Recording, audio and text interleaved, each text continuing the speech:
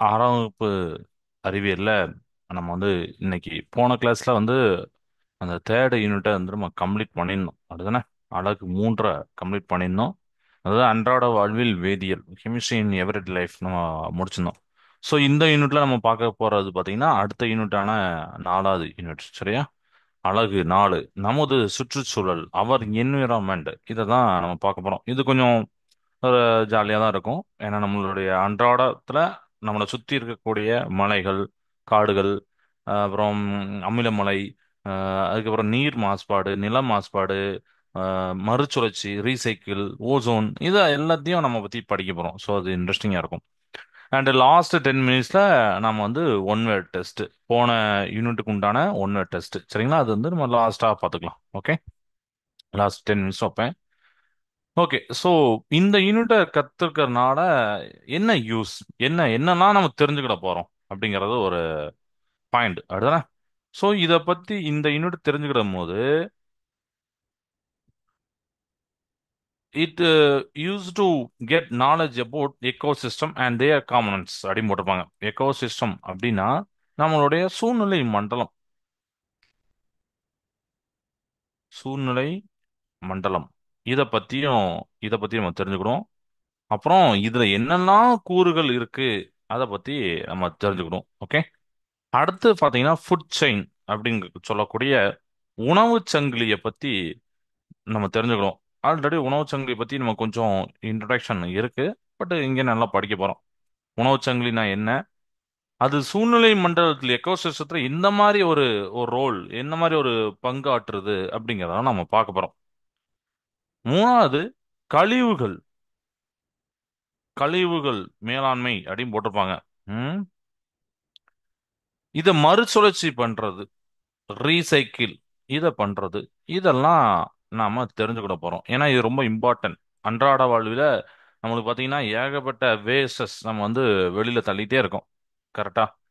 அந்த வேஸ்ட் எல்லாருமே ஒரு குப்பை சத்தா அந்த யார் தான் அதை க்ளீன் பண்றது, யார் தான் அதை வந்து மேனேஜ்மெண்ட் பண்றது, யார் தான் ரீசைக்கிள் பண்றது, ரொம்ப பெரிய வேலை அது. நம்ம நம்ம உதாரணத்துக்கு ஒரு கடைக்கு போறோம், ஏதோ மிச்சரோ ஏதோ ஒன்று வாங்குறோம். ஒரு பாலித்தீன் கவர்ல தாராங்க அப்படின்னு தருவாங்க, நீங்க பார்த்துருப்பீங்க. வாங்குறீங்க, அந்த பாலித்தீன் கவரை எடுத்து துரத்திக்கு போட்டு போயிட்டே இருப்பீங்க. ஒரு சாக்லேட் வாங்குறீங்க, அதை சுத்தி ஒரு ஒரு சின்ன சருகத்தாள் மாதிரி வச்சிருப்பாங்க, அதை சாப்பிட்றீங்க, துரத்திக்கு போடுறீங்க. ஒரு லேஸ் பாக்கெட் வாங்குறீங்க, அந்த பாக்கெட் சாப்பிட்றீங்க, துற போடுறீங்க. இதெல்லாம் யார் க்ளீன் பண்ணுவோம்? இது மண்ணில் மக்கவே மக்காது. ரொம்ப பெரிய இம்பார்ட்டன்ட் பாயிண்ட் இதுதான். மண்ணில் இதே ஆகாது, டீக்ரேடே ஆகாது. அப்போ ரொம்ப பெரிய டேஞ்சரஸ் யாருக்கு? மண்ணுக்கு. அதனால நம்மளுக்கு. ஏன்னா மண்ணை வச்சு தான் நம்ம நான் முன்னாடி கிளாஸ் சொல்லியிருக்கேன். ஸோ இந்த யூனிட்டை படிக்கும்போது இந்த ரீசைக்கிள் அதுனா என்ன, இந்த வேஸ்ட்டை எப்படிலாம் நம்ம மேனேஜ் பண்ணலாம் அப்படிங்கிறது இதெல்லாம் பார்க்க போகிறோம். அடுத்து பார்த்தீங்கன்னா biodegradable and non biodegradable wastes. So wastes, வேஸ்டஸ்ல இந்த மாதிரி டைப் இருக்கா அப்படின்னா ஆச்சரியமா இருக்கும். அப்படிதானே. வேஸ்ட் வேஸ்ட்னா அது தெரியாது, இந்த மாதிரி டைப்பு. பயோடிகிரபிள்னா உயிரின சிதைவுக்கு உள்ளாகும் கழிவு. நான் பயோடிகிரபிள்னா உயிரின சிதைவுக்கு உள்ளாகாத கழிவு. ரொம்ப இம்பார்ட்டன்ட் இதுதான். ஏன்னா நம்மளுடைய இயற்கையில பாத்தீங்கன்னா மேக்சிமம் பயோடிகிரபிள் இருக்கும், உயிரின சிதைவுக்கு இருக்கும். உதாரணத்துக்கு நீங்க ஸ்பேஸ்ல நம்மளுடைய அன்றாட வலையில பார்க்கலாம். நீங்க ஒரு வாழைப்பழம் சாப்பிட்றீங்க, தொலியை அப்படியே வீசுறீங்க. அது வேற எந்த ஆடும் மாடும் சாப்பிடட்டா அந்த இடத்துல இருக்குன்னு வச்சுக்கோங்க.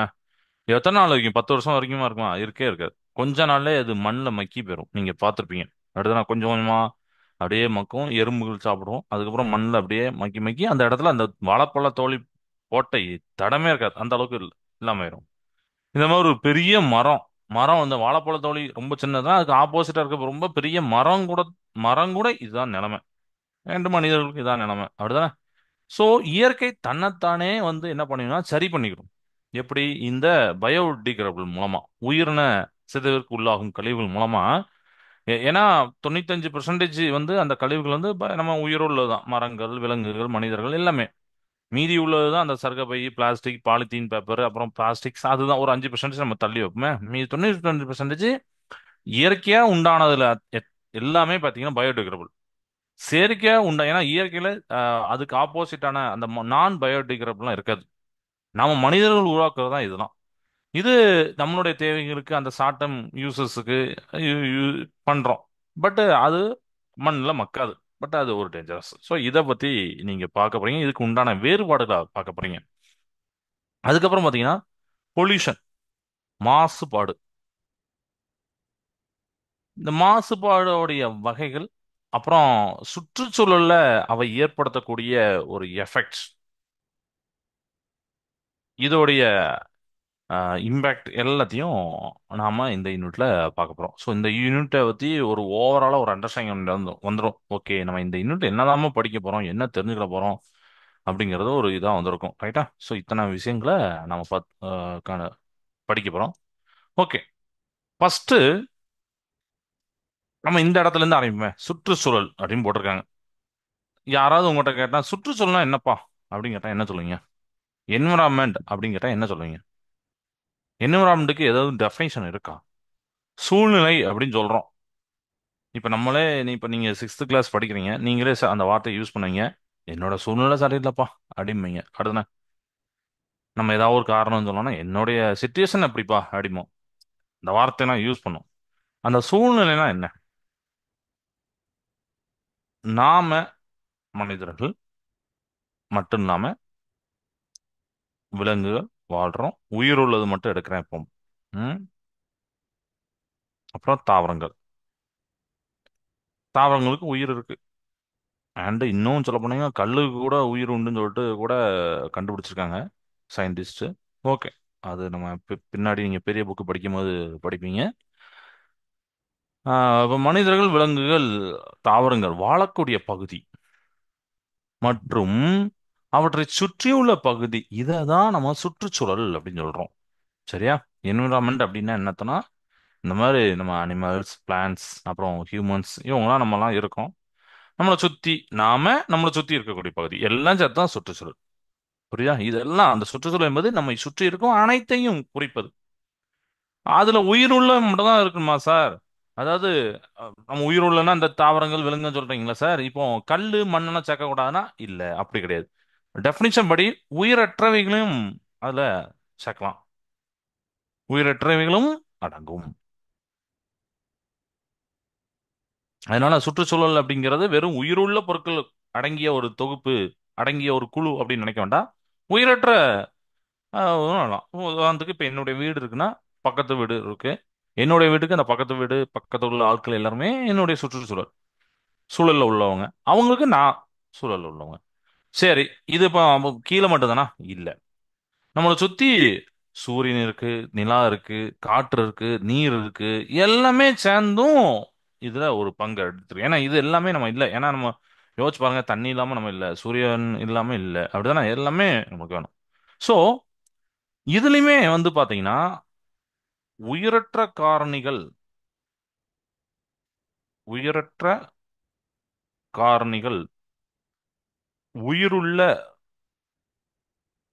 காரணிகள் அப்படின்னு ரெண்டெண்ணா பிரிக்கிறாங்க. உயிரற்ற காரணிகள், உயிருள்ள காரணிகள் அப்படின்னு பிரிக்கிறாங்க. ஸோ இது இங்கிலீஷ்லயும் சொல்றேன். உயிரற்ற காரணிகளுக்கு அபாடிக் ஃபேக்டர்ஸ் அப்படின்னு சொல்லுவாங்க. உயிருள்ள காரணிக்கு பயோட்டிக் ஃபேக்டர்ஸ் அப்படின்னு சொல்லுவாங்க. இந்த மாதிரி ரெண்டெண்ணா பிரிக்கிறாங்க. இதுல நான் லிவிங் திங்ஸ் எல்லாமே வரும். சரியா? சன்லைட்டு, ஏரு, வாட்டர், மினரல்ஸ் எல்லாமே, சாயில் எல்லாமே இதுல வந்துடும். அண்டு பயோட்டிக் ஃபேக்டர்ஸ்ல லிவிங் திங்ஸ்லாம் வரும். பிளான்ட்ஸ், அனிமல், ஃபேக்டரியா, ஃபங்கு, வைரஸ் எல்லாமே இதுலயே வந்துடும். Okay, right. ஸோ உயிர் வாழக்கூடியதும் அப்புறம் உயிரற்ற காரணிகளும் எல்லாமே ஒன்றுக்கொன்று சார்ந்து வாழ்ற இந்த சூழலுக்கு தான் நம்ம சுற்றுச்சூழல் அப்படின்னு சொல்றோம். இந்த சுற்றுச்சூழல்ல இருக்கக்கூடிய உயிரினங்கள் ஒண்ணுக்கொண்ணு சார்ந்து வாழுதல் மட்டுமல்லாமல் இந்த சுற்றுச்சூழலுக்கு ஏத்தாப்புல தங்களை தகவமைத்து கொள்கின்றன. புரியுதா? இந்த ஆர்கானிசம் எல்லாமே பார்த்தீங்கன்னா அப்போ நம்ம கான்ஸ்டன்ட்லி இன்ட்ராக்ட் மட்டும் பண்ணல, ஒன்று டு இன்னொன்று ஃபார்ம் நம்ம பண்ணுறோம் அடாப்ட் நம்ம இந்த என்விரான்மெண்ட்டுக்கு. அதுக்கு நான் உங்கள்கிட்ட சொல்லியிருப்பேன்னு நினைக்கிறேன். நம்ம நம்ம நம்மளுடைய ஒரு வெப்பமண்டல காடு நம்ம இந்தியா. இந்தியா வந்து ஒரு வெப்பமண்டலம். இந்தியா இருக்கிற ஒரு பகுதி. ஸோ இங்கே வந்து நம்ம வந்து ஃபாரின்காரங்க போட்டிருக்காங்கன்னு சொல்லிட்டு ஒரு கோட் சூட் போட்டு அடையக்கூடாது. ஓகே, இது நம்மளுக்குன்னு அது அவங்க நாட்டுக்கு குளிர். எப்போ பார்த்தாலும் குளிர் அடிக்கும். அதனால அவங்க வந்து எல்லாத்தையும் கையிலேருந்து கால் வரைக்கும் வந்து கவராக இருக்கங்காட்டி ஷூ போடுவாங்க. இது போடுவாங்க நம்ம கோட் ஷூட் போடுவாங்க. அப்புறம் அதுக்கு மேலே ஒரு சொட்டர்லாம் மாதிரி போடுவாங்க. நீங்கள் நிறைய படத்துலலாம் பார்க்கலாம். அதை மாதிரி பார்த்துட்டு நம்ம ஆட்கள் நம்ம அப்படி இறங்கிறோம் ஷூ போட்டு இப்போ நம்ம நாட்டுக்கு இங்கே உள்ள நெருப்புக்கு நம்மளுக்கு வந்து காலில் செருப்பு போட்டு அருமையாக நடக்கலாம். அப்படிதான் நம்ம ஷூ தான் போடணும் அப்படின்ல நம்மளுடைய நிறைய இடத்த பார்த்துருப்பீங்க டை கட்டிட்டு போகணும்பாங்க. ரொம்ப ஷர்ட்டெல்லாம் இன்சர்ட் பண்ணிட்டு போகணும்பாங்க. நிறைய விஷயம் சொல்லுவாங்க. ஆனால் ஏன் எதுக்குன்னே தெரியாது. எல்லாமே ஃபாரின் கல்ச்சருக்கு மாதிரி கொண்டு வரணும். அப்படி கிடையாது. அந்த ஒவ்வொரு ஏரியாவுக்கு உண்டான கல்ச்சர் தான் நம்ம ஃபாலோ பண்ணணும். புரியுதா? உணவுலையுமே அப்படிதான். இப்போ நம்ம வந்து ஒரு விதமான உணவுகளை சாப்பிடுவோம் அப்படிதானே. லைக் இப்போ காலையில் இட்லி சாப்பிட்றோம்னு வச்சுக்கோங்க, கொஞ்சம் சூடாக நம்மளுடைய இயல்புல சொல்கிறேன் சூடாக சாப்பிடணும்னு நினைப்போம். ஃபாரின்காரங்க எப்படி, அதாவது யூரோப்பியன் கண்ட்ரீஸில் உள்ளவங்க எப்படி சாப்பிடுவாங்கன்னு சொல்லிட்டு நான் ஒரு இதில் படிக்கும்போது அவங்க வந்து கூலிங்கான இதெல்லாம் ரொம்ப சாப்பிடுவாங்களாம், பயங்கரமாக சாப்பிடுவாங்களாம். அவங்களுக்கு ஏதோ தெரில, ஏற்கனவே கூலிங்லாம் இருப்பாங்க, ஆனாலும் கூலிங்கான மேபி எல்லாருமே இல்லை, ஒரு பொதுவாக நான் ஒரு தகவல் சொல்கிறேன். அப்படி நம்ம வந்து பார்த்தீங்கன்னா ஒரு நம்மளுடைய குளிர் சாதன பெட்டியிலேருந்து டேரெக்டாக எடுத்துலாம் சாப்பிட மாட்டோம். நமக்கு அந்த குளிர் தாங்க முடியாது. கொஞ்ச நேரம் வெளியில் வச்சுட்டு அதுக்கப்புறம் அதை ஹீட் பண்ணி தரும். ஆனால் அவங்க அப்படி இல்லை, அந்த குளிர் சாதன பெட்டியிலேருந்து அப்படியே எடுத்தே வெளியில் உட்காந்து சாப்பிடுவாங்களாம். அதை எடுத்து அப்படியே சாப்பிடுவாங்களாம். ஸோ அவங்களுக்கு வந்து அந்த நெய் பீஸா பார்த்தீங்கன்னா அந்த இதுல தான் வந்துச்சு. அவங்களுக்கு தேவையான அதுக்கு ஏற்றப்ப வந்துச்சு. ஆனால் அதுதான் நம்ம இங்கே சாப்பிட்றோம். நம்மளுக்கு அது தேவைப்படாது பீஸாலாம். அங்கே சாப்பிட்ற இத்தாலியில தான் பீஸா வந்து ரொம்ப ஃபேமஸ்.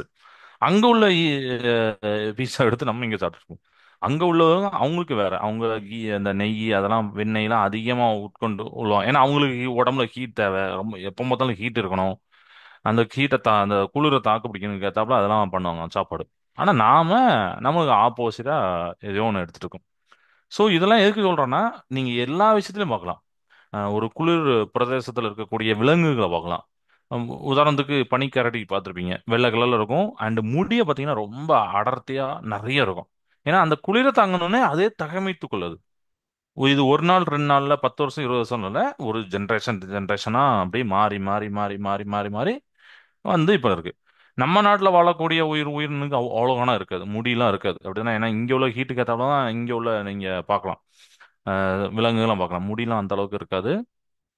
முடி உள்ளது பார்த்தீங்கன்னா இங்கே வாழ்றது கொஞ்சம் கஷ்டமாயிரும். ஏன்னா இங்கே உள்ள ஹீட்டுக்கு அதுக்கு வேர்வை துளிலாம் வந்து வேர்வையெல்லாம் வந்துட்டே இருக்கும். ஸோ அதெல்லாம் நிறைய கண்டிஷன்ஸ் இருக்கு. இதெல்லாம் இந்த யூனிட்டை படிக்கும்போது உங்களுக்கு தெரியும். ஓகே, நம்ம இதுதான் நம்ம வந்து சுற்றுச்சூழல்னு சொல்றாங்க அப்படின்னு சொல்லிட்டு. சரியா? ரைட். ஸோ இப்போ ஒரு ஒரு பிக்சர் மட்டும் காமிக்கிறேன்.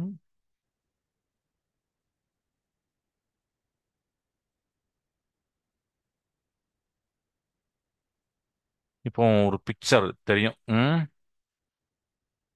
One second. இப்போ சூழ்நிலை மண்டலம் அப்படின்னு நம்ம சொல்லியாச்சு, என்விரான்மெண்ட் அப்படின்னு சொல்லியாச்சு, எக்கோசிஸ்டம் அப்படின்னு சொல்றோம். பட் அதுலயும் பாத்தீங்கன்னா வகைகள் இருக்கு. அப்படியா? எப்படி சார் டைப்ஸ் எப்படி இருக்கு? இந்த பிக்சரை பார்த்தாலே உங்களுக்கு தெரியுது. நம்ம புக்கில் உள்ளதான் எடுத்திருக்கேன், தனியா எடுத்து வச்சிருந்தேன். ஸோ பார்க்க நல்லா இருந்துச்சு. இயற்கை சூழ்நிலை மண்டலம், செயற்கை சூழ்நிலை மண்டலம், ரெண்டனா இருக்கு. இயற்கை சூழ்நிலை மண்டலத்துல ரெண்டனா இருக்கு, நிலவாழ் அண்ட் நீர்வாழ் சூழ்நிலை மண்டலம். ஓகேவா? நிலவாழ் சூழ்நிலை மண்டலம்னா நம்ம காடுன்னு சொல்லுவோம். நீங்க யோசிச்சு பாருங்க, காடு ஏகப்பட்ட மரங்கள் அப்படிதானே. நீளம் குறைந்தது, நீளம் கூடினது, அகலம் விரிந்தது, அகலம் குறைந்தது, ஏகப்பட்ட. இன்னைக்கு நீங்க ஒரு காட்டுக்குள்ள பயணம் பண்ணாலே ஒரு வேற லெவல்ல ஃபீலிங் வரும். அப்படிதான், அந்த அளவுக்கு நல்லா இருக்கும். அப்போ அந்த காட்டுல வாழக்கூடிய உயிரினங்கள்னு பார்த்தீங்கன்னா நிலத்துல சார்ந்து, நிலத்துல இருக்கக்கூடிய தாவரங்கள் இதெல்லாம் சேர்ந்து ஒரு குழு. ஓகே. நீர்வாழ், குளம். குளம் மட்டும் இல்லாமல் நம்ம எதுனாலும் எடுக்கலாம், நீர்வாழ்ல கடல் எதுனாலும் எடுக்கலாம். நம்ம ஒரு எக்ஸாம்பிளுக்காண்டி எடுத்துக்காங்க குளம்னு சொல்லிட்டு. ஸோ குளத்துல நீங்க பார்க்கலாம், பல்வேறு நீர் தாவரங்கள் கூட அதில் இருக்கும். நீர்ல மட்டுமே வாழக்கூடிய தாவரங்கள் இருக்கும். ஒன்று, மீன்கள், தவளைகள், அப்புறம் இன்னும் கொஞ்சம் வேற வேற சின்ன சின்ன உயிரினங்கள் எல்லாம் இருக்கும், நீங்க பார்த்துருப்பீங்க. அது இயற்கையாக அமைந்தது, அப்படிதானே? குளத்தை நாம வெட்டலாம், ஆனா குளத்துல தண்ணி நிரம்புறதும் அதுல உயிரினங்கள் வாழ்றதும் இயற்கை. அதனாலதான் அதை வந்து இயற்கையில சேர்த்துருக்காங்க. இயற்கை சூழ்நிலை, இயற்கையான ஒரு சூழ்நிலை மண்டலம். இப்போ நம்ம இன்னொரு சைடு வரோம், செயற்கை சூழ்நிலை மண்டலம் வரோம். பட் இதுவும் அதே தான்.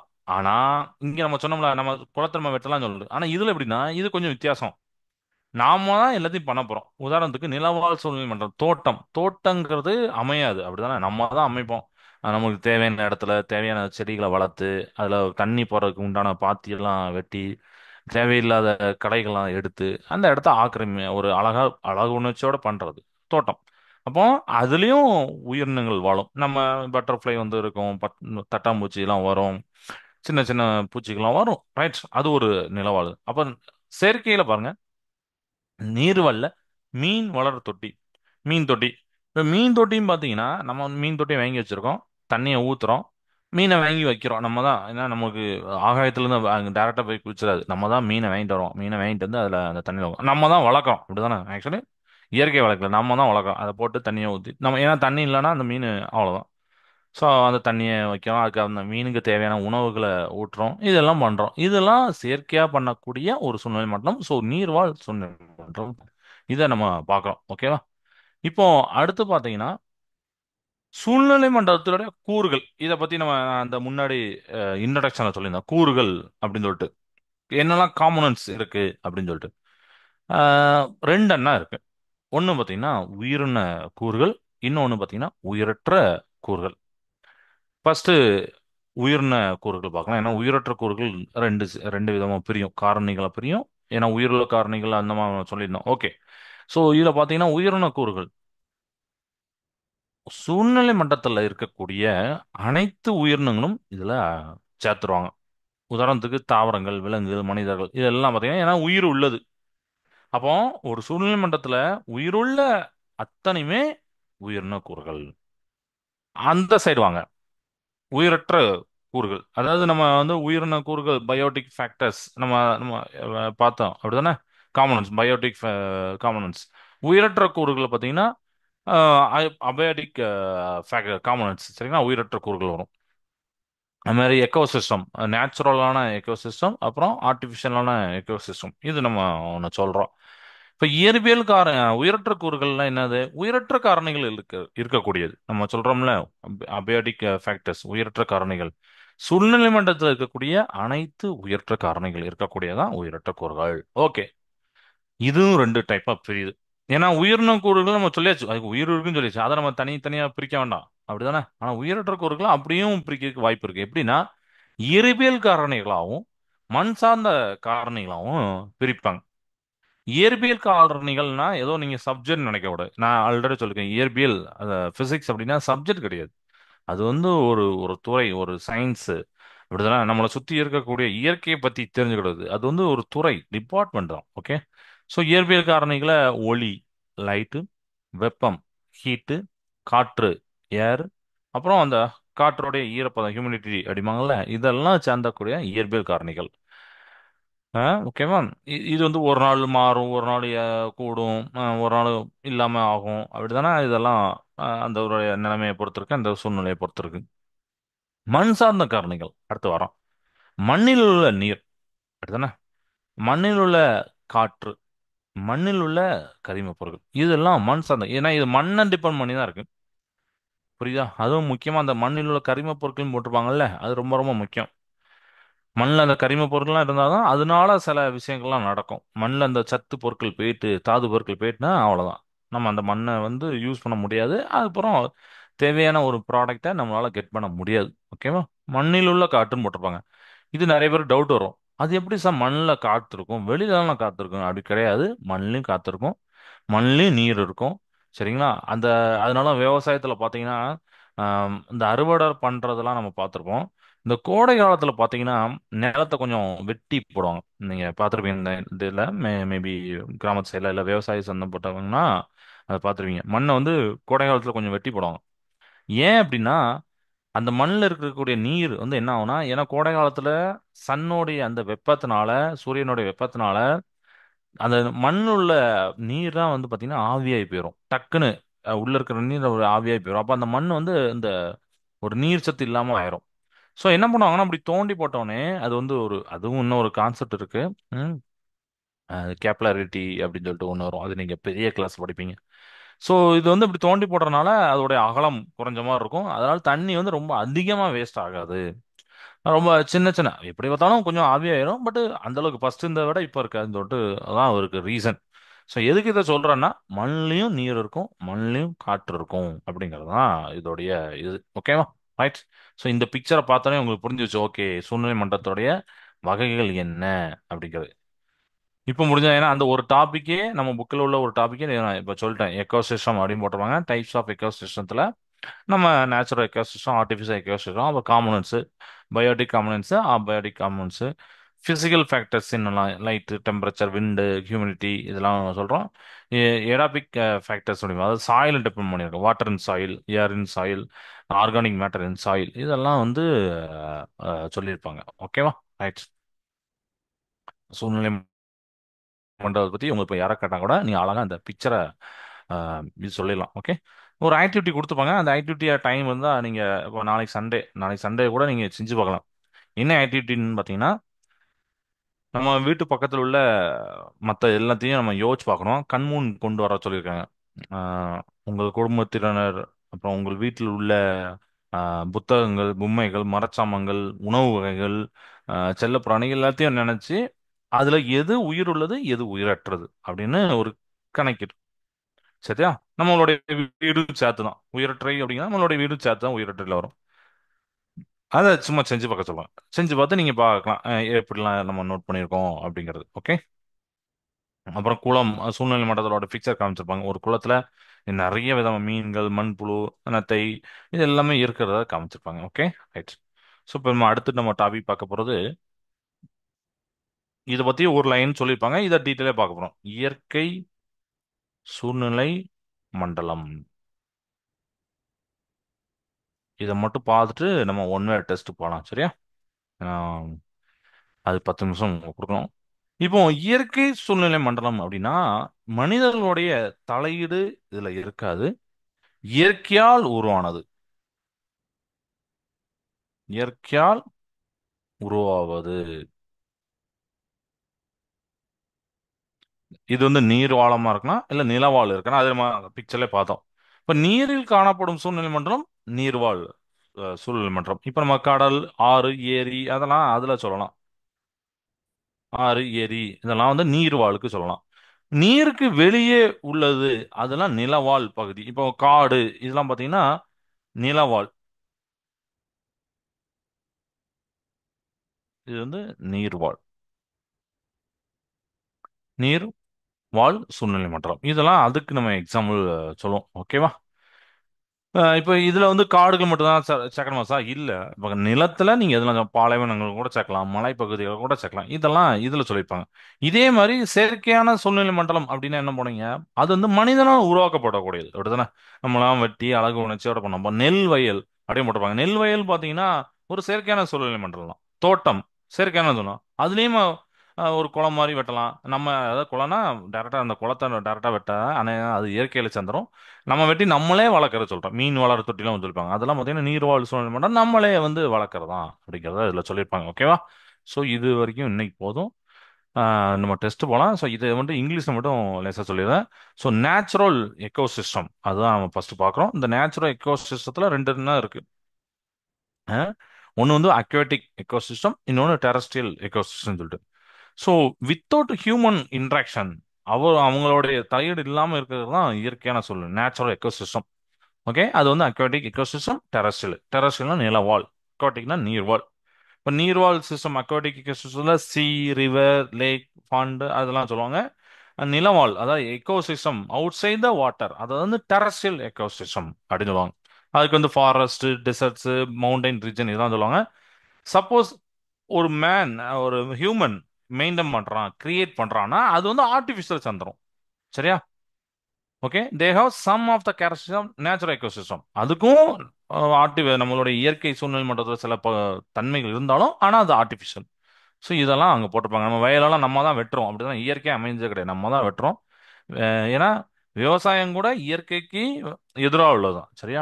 இயற்கையில் அப்படி கிடையாது. நம்ம தான் அதுக்கு மண்ணை தோண்டி மரம் நட்டு தண்ணி ஊற்றி எல்லாம் பண்ணுறோம். அதெல்லாம் இயற்கைக்கு ஆப்போசிட் ஆனது. ஓகேவா? ரைட். ஸோ இது வரைக்கும் இன்னைக்கு போதும். அடுத்த கிளாஸ் அந்த food chain and food web, உணவு சங்கிலி, அதை வந்து அடுத்த கிளாஸ் நடத்துகிறேன். இவ கொஸ்டின் நான் ஷேர் பண்ணுறேன் உங்களுக்கு.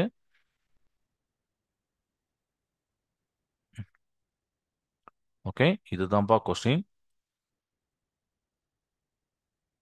டைம் 3, டேட் இன்னைக்கு போட்டுங்க. 15/2/2025.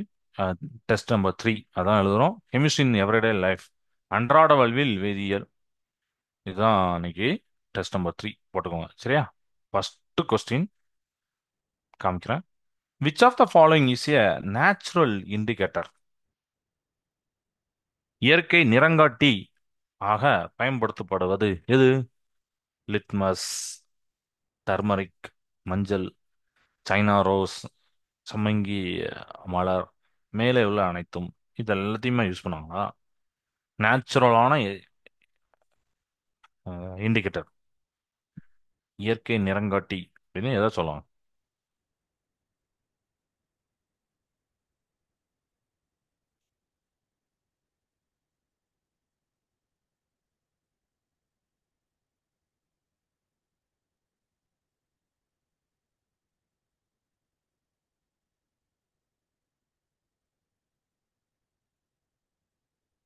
எழுதிப்பீங்களா? ஓகேப்பா, ரைட். ஸோ அடுத்த கொஸ்டின் போகலாம். Second question. இது ரொம்ப ரொம்ப ஈஸியான கொஸ்டின். இதுக்கு 1 நிமிஷம் கூட தேவையில்ல. பிரின்சிபல் நியூட்ரிஷன்ஸ், முதன்மை ஊட்டச்சத்துக்கள் என்ன? இப்போ வந்து இதுக்கு நீங்க ஃபுல் நேம் எழுத வேண்டாம். அதோடைய அந்த ஃபர்ஸ்ட் லெட்டர், நான் ஏற்கனவே சொல்லியிருக்கோம், அந்த ஃபர்ஸ்ட் லெட்டர் மட்டும் எழுதினா போதும். ஃபுல் நேம் எழுத வேண்டாம். சரியா? தமிழும் சரி இங்கிலீஷும் சரி, ஃபுல் நேம் எழுத வேண்டாம். இந்த ஃபர்ஸ்ட் லெட்டர் வச்சு போடுவோம், அதை வச்சு அப்படியே எழுதணும்.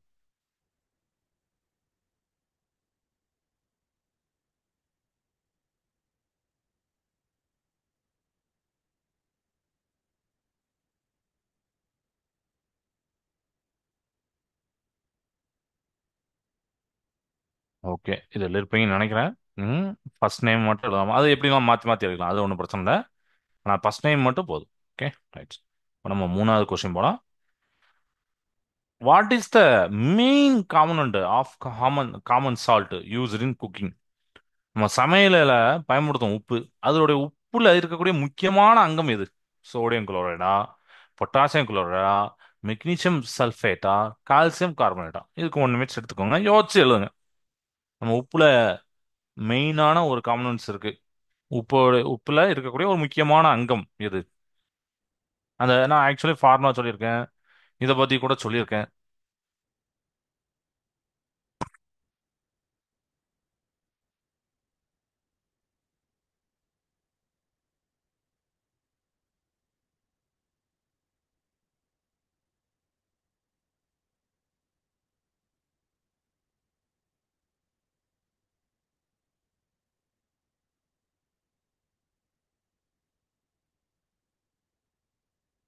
What is the main component of common salt use in cooking?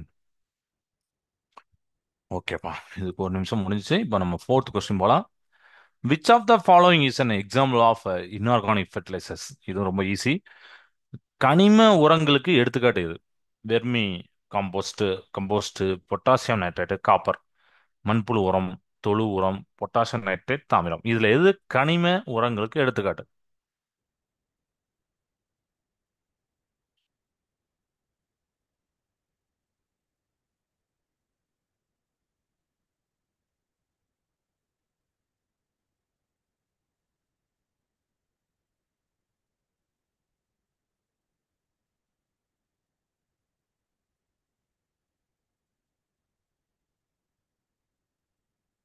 கனிம உரங்கள் ஆப்ஷனோட சேர்த்து அளிக்கோங்கண்ணே.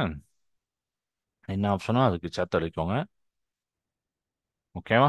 ரைட். இது இப்போ முடிஞ்சதா? இப்போ நம்ம அஞ்சாவது கொஸ்டின் போகலாம். Which of the following is an example organic fertilisers? அது இன்ஆர்கானிக், இது organic. Vermicompost, urea, soap, ammonium sulphate அப்படின்னு போட்டிருக்கேன். கரிம உரங்களுக்கு எடுத்துக்காட்டு எது? மண்புழு உரமா, யூரியாவா, சோப்பா, அம்மோனியம் சல்ஃபேட்டா?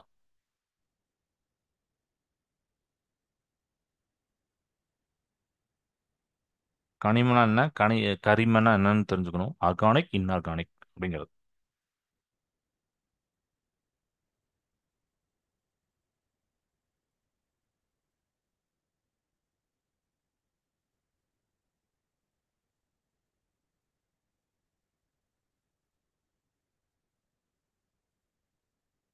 ஓகே.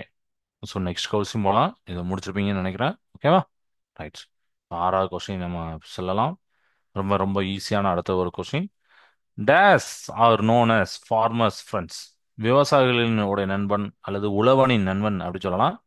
உழவனின் நண்பன் என அழைக்கப்படுவது எது? Days are known as farmers friends. ரொம்ப சிம்பிளான ஒரு கொஸ்டின் தான் தானே?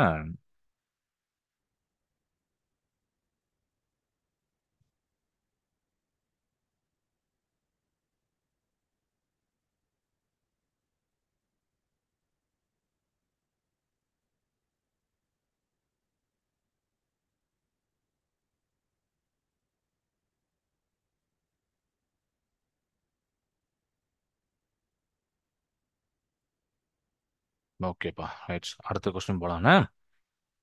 ஏழாவது கொஸ்டின்.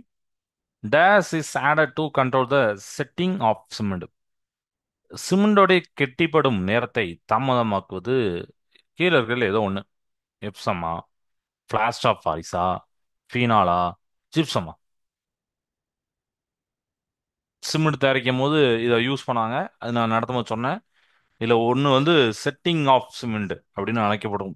அதுதானே சிமெண்டோட கெட்டிப்படும் நேரத்தை இது வந்து தாமதமாக்கும். நான் டக்குன்னு பற்றக்கூடாது அப்படிங்கிறத வச்சு நான் சொல்லியிருந்தேன் உங்களுக்கு. So please recall that. இதில் எது ஆப்ஷன், எந்த ஆப்ஷன் கரெக்டாக வரணும் யோசிச்சு பண்ணுங்க. 1 நிமிட் எடுத்துக்கோங்க. ஓகே.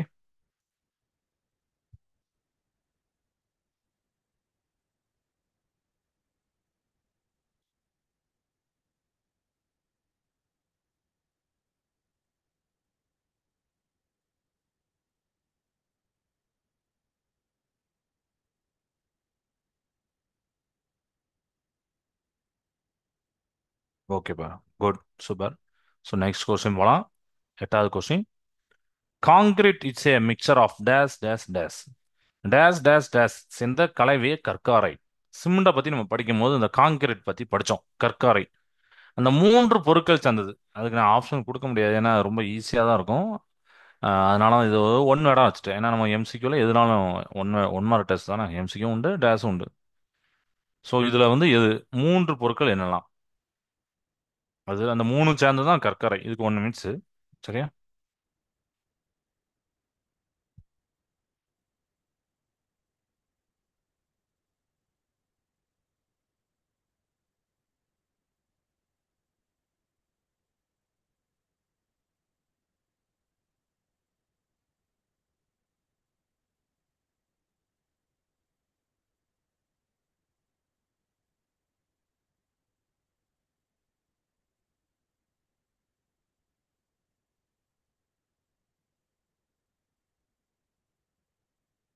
ஓகேப்பா, குட். ஸோ நெக்ஸ்ட் கொஸ்டின் போகலாம். 9வது கொஸ்டின். 1 நிமிஷம் ஆயிடுச்சு. இந்த molecule formula of Epsom. Epsom இதனுடைய வேதி பெயர் என்ன? இங்க கீழே ஃபார்முலா இருக்கு. அந்த ஃபார்முலா ஏதோ ஒன்று. வேதி பெயர் என்ன?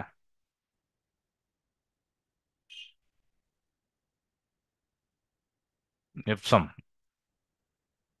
MgSO4.7H2O, CaSO4.2H2O, CaSO4.1/2, அது ஆஃப் H2O, NaCl. இந்த நாலுல ஏதோ ஒன்று தான் இதோட வேதி பெயர்.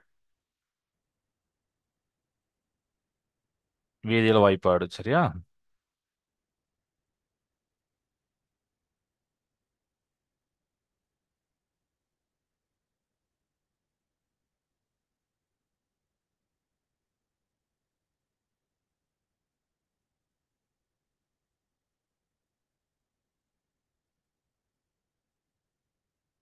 ஓகேப்பா. ஓகே. நெக்ஸ்ட் கொஸ்டின் போனா 1 நிமிஷம் ஆயிடுச்சு. You dash used in the process of making cement. Cement தயாரிப்பில் பயன்படுவது எது? கீழே விழுதுல எது ஏதோ ஒன்று வந்து சிமெண்ட் தயாரிப்பதில் யூஸ் ஆகும். எப்சமா, பிளாஸ்டர் ஆஃப் பாரிஸா, ஜிப்சமா, யூரியாவா? இதில் ஏதோ ஒன்று வந்து சிமெண்ட் தயாரிக்கிறதுல யூஸ் பண்ணாங்க. என்னது?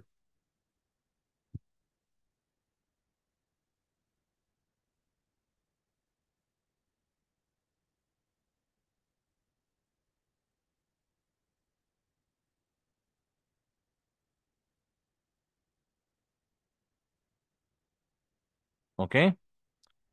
ஸோ முடிஞ்சுதா? இந்த கொஸ்டின் எல்லாமே 10 கொஸ்டின் முடிஞ்சுதா? ரைட்ப்பா. சரிப்பா, நான் கிளாஸை இப்போ நிறைவு செய்தேன். எதுவும் டவுட் இருந்தால் நீங்கள் கேட்கலாம். இல்லாட்டா அடுத்த கிளாஸில் கூட நீங்கள் அந்த டவுட் வந்து கேட்கலாம். இந்த ஒன் வேர்ட்லாம் எழுதியிருப்பீங்கன்னு நம்புகிறேன். சப்போஸ் தெரிலனா சார்கிட்ட நீங்கள் இதை ரிப்போர்ட் பண்ணிட்டு அதுக்கப்புறம் வீட்டுக்கு போயிட்டு நீங்கள் லேட்டராக ரெஃபர் பண்ணுங்க. ஓகே. மீதி உள்ள டாப்பிக்கை நம்ம அடுத்த கிளாஸில் பார்க்கலாம். வாழ்க பாரதம், வெல்க தமிழகம். நன்றி, வணக்கம்.